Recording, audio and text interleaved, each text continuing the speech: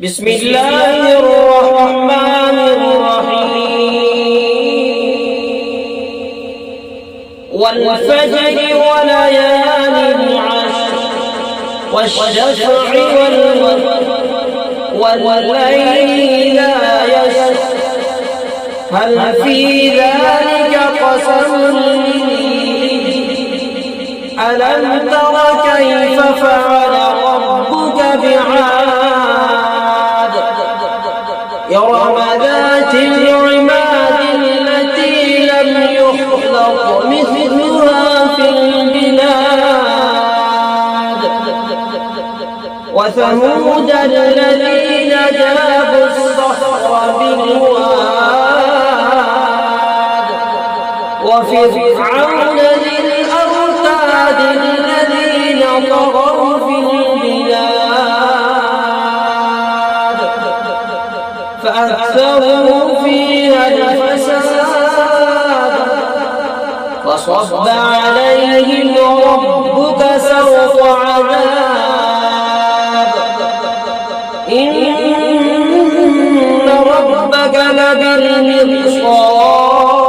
لبالمرصاد فأما الإنسان إذا ما ابتلاه ربه فأكرمه ونعمه فيقول ربي أكرمن وأما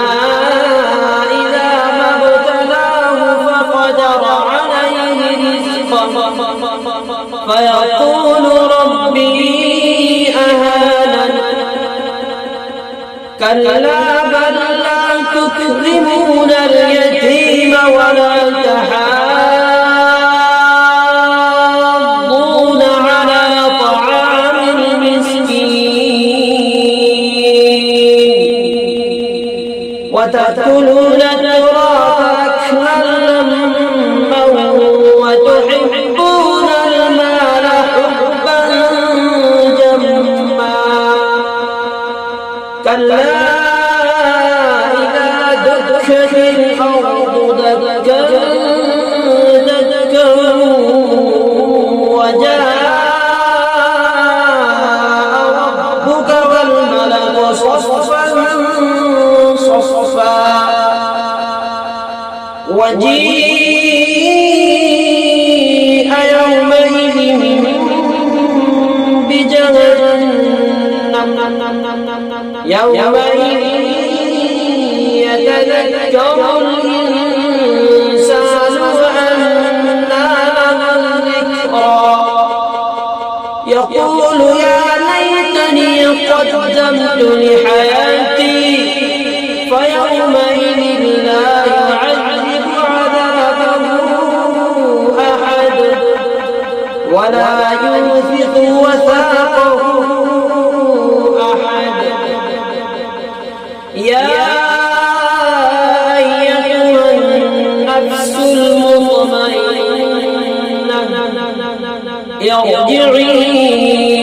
إلى ربك راضية مرضية فادخلي في عبادي وادخلي جنتي صدق الله